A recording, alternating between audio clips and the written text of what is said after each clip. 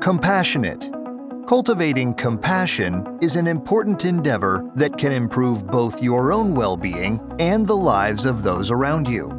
Compassion involves a deep awareness of the suffering of another, coupled with the desire to relieve it. To start building compassion, one must first develop a strong sense of empathy and emotional intelligence, as mentioned by researchers like Daniel Goleman, who stress the importance of these attributes in compassionate behavior. Mindfulness practices can significantly contribute to increased compassion. Thupten Jinpa, the principal English translator to the Dalai Lama, emphasizes mindfulness as an entry point to compassion in his teachings. Through mindfulness meditation, you can become aware of your own emotional responses and gradually learn to react more thoughtfully, especially in situations where others are suffering. For example, if you encounter a homeless person on the street, rather than averting your eyes and speeding up your walk, you might mindfully consider what it would be like to be in their position. This isn't to make you feel guilty for having more, but to open a compassionate space within yourself that recognizes the shared human experience of suffering. Active listening is another vital skill in becoming more compassionate. Often, people who are going through difficulties want to be heard and understood.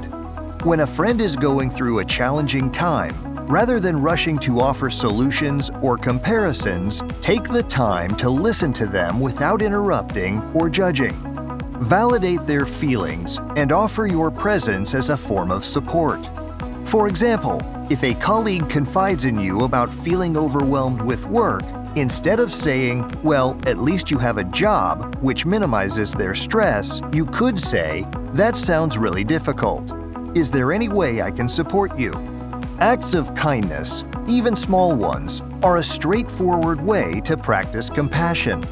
Various psychological studies have demonstrated that acts of kindness don't just benefit the recipient, but also enrich the giver's emotional well-being.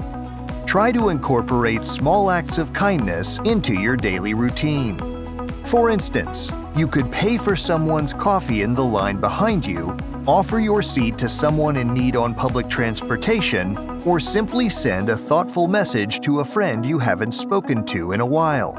These deeds often take little effort, but can have a significant impact.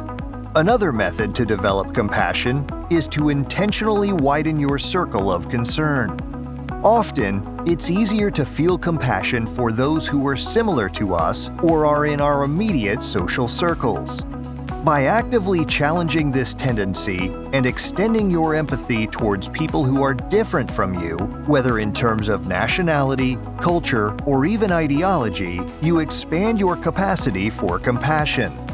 For example, you could volunteer at an organization that serves a community you're not part of, or read literature that exposes you to perspectives different from your own. This broadening of horizons will not only increase your compassion, but also enrich your understanding of the human experience. Lastly, practicing self-compassion is often overlooked, but is essential. Dr. Kristin Neff, a pioneer in self-compassion research, argues that we can't be genuinely compassionate towards others if we are too harsh on ourselves. When you make a mistake or face a setback, treat yourself with the same kindness and understanding that you would offer a friend. By being more forgiving towards yourself, you are setting a mental template for how to treat others compassionately. In summary, becoming more compassionate is a multifaceted journey that involves mindfulness, active listening, acts of kindness, expanding your circle of concern, and self-compassion.